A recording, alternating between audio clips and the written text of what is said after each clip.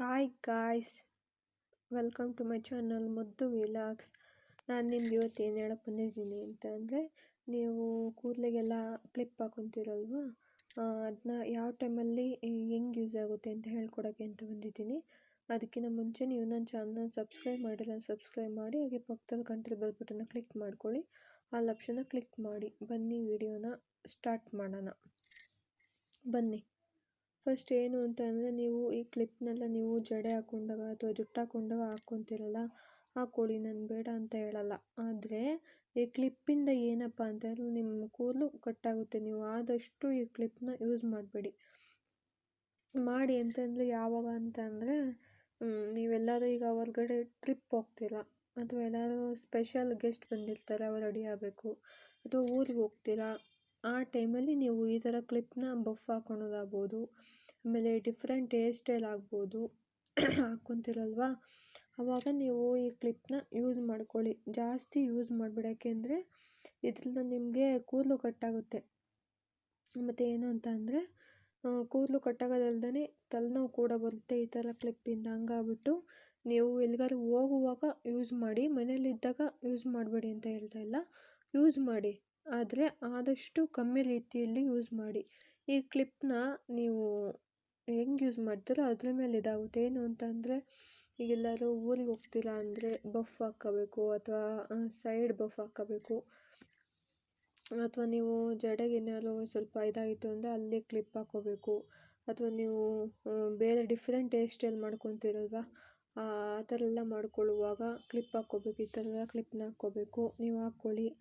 ಆದರೆ ನೀವು ಆದಷ್ಟು ಈ ಕ್ಲಿಪ್ನ ಯೂಸ್ ಮಾಡೋದ್ರಿಂದ ನಿಮ್ಮ ಕೂದಲು ಕಟ್ಟಾಗುತ್ತೆ, ಮತ್ತು ಚೆನ್ನಾಗೂ ಕೂಡ ಕಾಣಲ್ಲ. ಹಂಗಾಗ್ಬಿಟ್ಟು ಮತ್ತು ಕೂದಲೆಲ್ಲ ಇದರಲ್ಲಿ ಸಿಕ್ಕಾಕೊಂಡ್ಬಿಟ್ಟು ಆದಷ್ಟು ಹಾಳಾಗುತ್ತೆ. ಹಂಗಾಗ್ಬಿಟ್ಟು ನೀವು ಈ ಕ್ಲಿಪ್ನ ನೀವು ಆದಷ್ಟು ಕಮ್ಮಿ ಮಾಡಿ ಯೂಸ್ ಮಾಡೋದನ್ನ.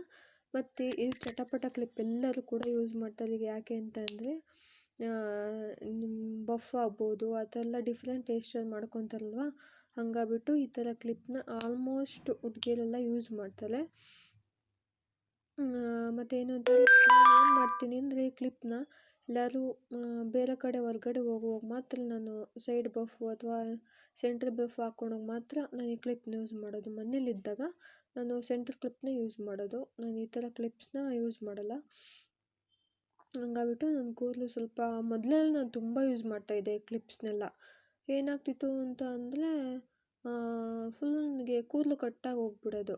ಕಟ್ಟಾಗಿ ಫುಲ್ಲು ಎಲ್ಲ ಸಣ್ಣಗೆ ಎಲ್ಲ ಕೂದಲೆಲ್ಲ ಕಿತ್ಕೊಂಡ್ಬರೋದು, ಈ ಥರ ಎಲ್ಲ ಆಗೋದು. ಆಮೇಲೆ ನಾನೇನು ಮಾಡಿದೆ ಅಂದರೆ, ಆದಷ್ಟು ಕಮ್ಮಿ ಮಾಡಿದೆ ಈ ಕ್ಲಿಪ್ನ. ನೀವು ಕ್ಲಿಪ್ ಕಮ್ಮಿ ಮಾಡಾದ್ಮೇಲೆ ಎಷ್ಟೋ ಕೂದಲು ನನಗೆ ಕಮ್ಮಿ ಆಗಿದೆ ಉದುರೋದು. ಮತ್ತೇನು ಅಂತಂದರೆ, ಕಟ್ಟಾಗೋದು ಕೂಡ ಕಮ್ಮಿ ಆಗಿದೆ.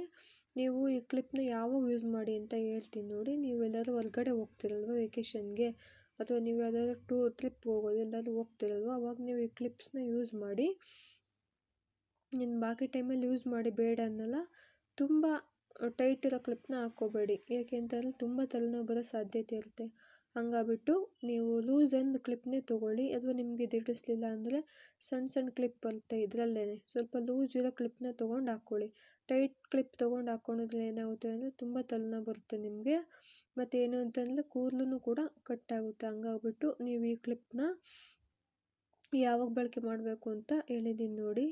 ಹೊರಗಡೆ ಹೋಗುವಾಗ ನೀವು ಟ್ರಿಪ್ ಅಥವಾ ಟೂರ್ ಹೋಗ್ತಿರಲ್ವ, ಅಥವಾ ಬೇರೆ ಸ್ಪೆಷಲ್ ಪ್ಲೇಸಿಗೆ ಹೋಗ್ತಿರಲ್ವ, ಆವಾಗ ನೀವು ಎರಡು ಹೊರಡುವಾಗ ರೆಡಿ ಮಾಡ್ಕೊಂಬಿಟ್ಟು ನೀವು ಈ ಥರ ಕ್ಲಿಪ್ನ ಹಾಕ್ಕೊಳ್ಳಿ. ಜಾಸ್ತಿ ಕ್ಲಿಪ್ನ ಯೂಸ್ ಮಾಡಬೇಡಿ, ತುಂಬ ತಲೆನೋವು ಬರುತ್ತೆ, ಮತ್ತು ಕೂದಲು ಕೂಡ ಕಟ್ಟಾಗುತ್ತೆ. ಹಂಗಾಗ್ಬಿಟ್ಟು ನಾನು ನಿಮಗೆ ಕ್ಲಿಪ್ನ ಬಗ್ಗೆ ಯೂಸಸ್ನ ಹೇಳಿದ್ದೀನಿ. ನನ್ನ ಇವತ್ತಿನ ವಿಡಿಯೋ ಇಷ್ಟ ಆದರೆ ಲೈಕ್ ಮಾಡಿ.